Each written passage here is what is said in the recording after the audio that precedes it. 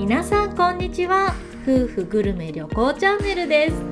今回は銀座にあるミシュラン三つ星レストランロージエのご紹介です。ミシュラン三つ星とは、そのために旅行する価値がある卓越した料理と評され、ロージエはこの三つ星を6年連続で獲得しています。この日は平日のランチにお伺いしました。今回は事前に席だけを予約し、その日の気分でコースを選ぶことにしましたよ。席に着くとドリンクメニューを渡され、最初の一杯はノンアルスパークリングを注文。乾杯をするとメニューリストを持ってきていただきました。私は飲みながら何を食べるか話し合う時間が大好きです。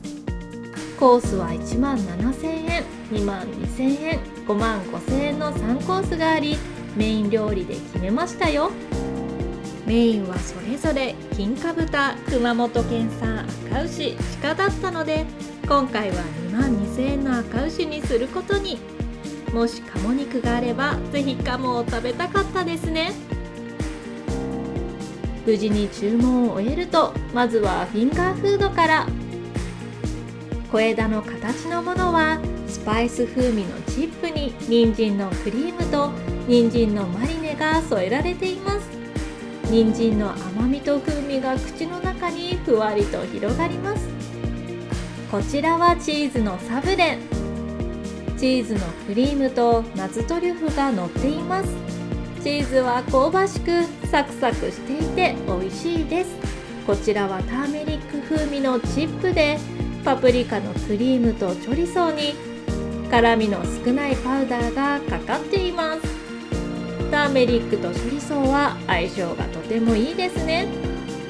パンは4種類から選べ、くるみパンをチョイス。樹齢1000年のオリーブの木から取れたオリーブオイルにつけていただきます。また2人でシェアしていただけるパンもあり、これもまた美味しかった。季節のスープには冷製コーンポタージュ。冷たいスープの中にさらに冷たいトウモロコシのアイスが入っています。スープとアイスは温度の違いがあるだけでなく、アイスは乾燥トウモロコシから作られているため、甘さにも違いがあり、さらに食感や舌触りもスープのとろっとした中にシャキッと食感の焼きトウモロコシやヤングコーンの輪切りが入っていて、温度、甘さ、食感の3種類の違いが面白い一皿でした。またトウモロコシのフィナンシェはもちカリ食感で非常に自然な甘さでした。ちなみにこの焼きトウモロコシの写真はシェフの遊び心だそうです。次は北海道産毛ガニのお料理です。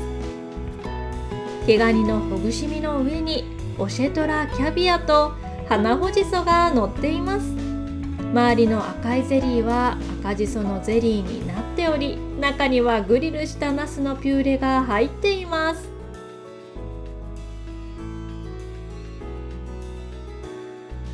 両端にあるのは小ナスのマリネです。小ナスの他にはブドウやカニ、竹炭のチップもあります。ブドウのマリネは初めてです。周りのソースは毛ガニの濃厚な出汁をクリームにし、青じそのピューレで点を描いているそう。まず一口目はソースをつけずにいただきます。口に入れた瞬間、ナスの香ばしい香りに驚きました。ナスを焼き、皮を剥がしてトロトロになった身は正直毛ガニがかすんでしまうほど、ナスの衝撃が大きかったです。ただシソのソースをつけて食べると不思議、シソの香りがふわりとした後にナスと毛ガニの風味をしっかりと感じるのです。計算された一皿ですね。またマリネはブドウやカニ、ナスなどがありますが、個別に食べるよりそれぞれカットして全種類を一度に食べるとバランスがとてもいいのです。これまた計算されたお料理でした。お次はワクワクする演出です。宇和島産甘鯛の鱗焼き、夏野菜のナージュ仕立て、たっぷりのスープの中に甘鯛があります。甘鯛の上にある花の形をした緑のものはズッキーニです。他にはマリーゴールドの花びらと人参、ベーコンもありますよ。また立てかけられているものはアーティチョークで、緑の球体はズッキーニとパン粉をサラダで巻いたもの、スープは魚介とお野菜の出汁にさまざまなハーブを混ぜたオイルがかかっています。まず蓋を開けた瞬間に感じたのはベーコンとハーブの香り。でも食べて感じたのはお野菜と魚介のうまみの強さ。香りではベーコンが強いと感じましたが、お野菜と魚介だしがしっかりと主役の甘鯛を引き立てています。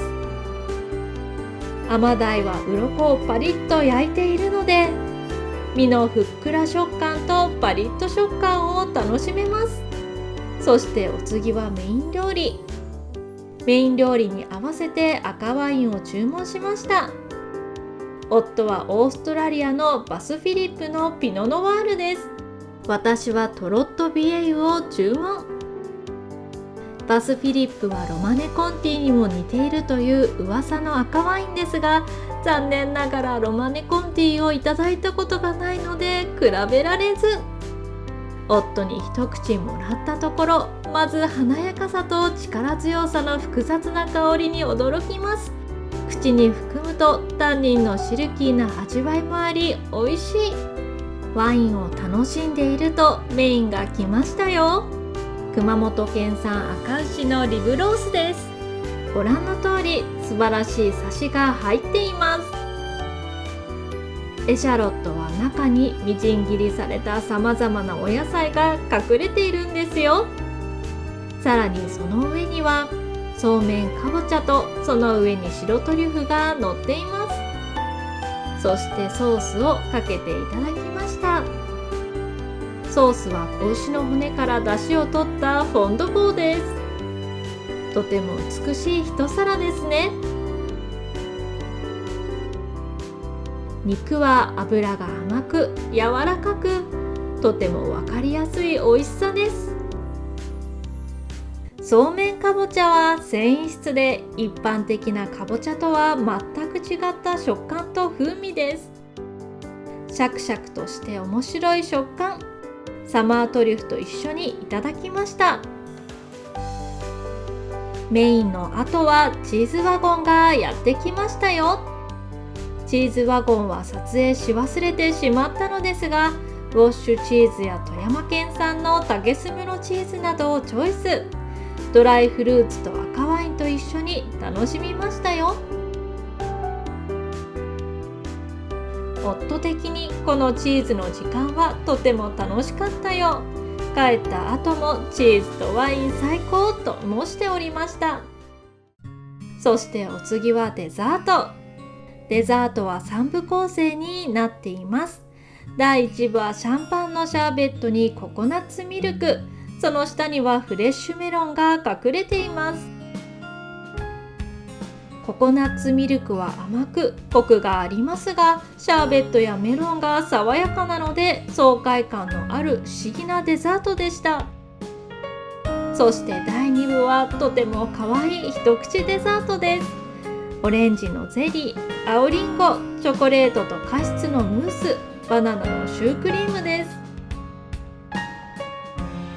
オレンジのゼリーはプルプルでとても弾力があります。そのまんまのオレンジを食べているかのような風味があり、オレンジの果汁を煮詰めて作っているのでしょうか。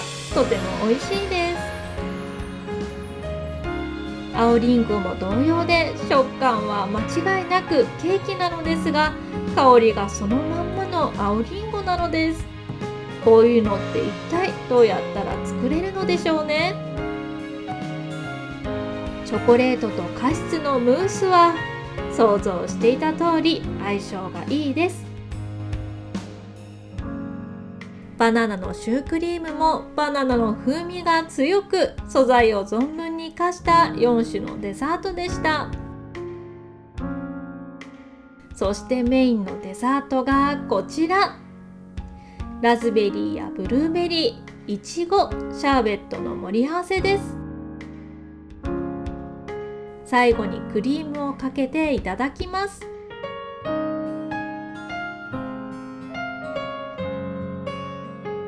とても甘いベリーですが、酸味もあるので爽やかな一皿でした。そしてデザートの3部構成はこれでおしまいですが、最後にデザートワゴンがあります。私はこのデザートワゴンが大好きなんです。全種類一つずつ注文される胃の強い方もいらっしゃるようで、羨ましい限りです。私は胃と相談の上厳選して決めましたよ。ヌガー、アールグレイのカヌレ、山崎の琥珀と塩キャラメル、トリュフチョコです。コーヒーと一緒にいただきました。この時間は毎度夫とお料理の感想大会です。正直この時間がとっても楽しくて仕方ありません。それぞれの美味しいと思ったお料理や面白いと感じたこと、新たな気づきなどを言い合うのは食いしん坊夫婦らしいですよね。こんな感じで今回もロージエを堪能しましたよ。皆さんも行かれる際はぜひ楽しんでみてくださいね。この動画が少しでも皆様のお役に立つと嬉しいです。今後も様々なグルメや旅行をご紹介していきますので、ぜひチャンネル登録とグッドボタンよろしくお願いします。それでは次の動画でお会いしましょう。ご視聴ありがとうございました。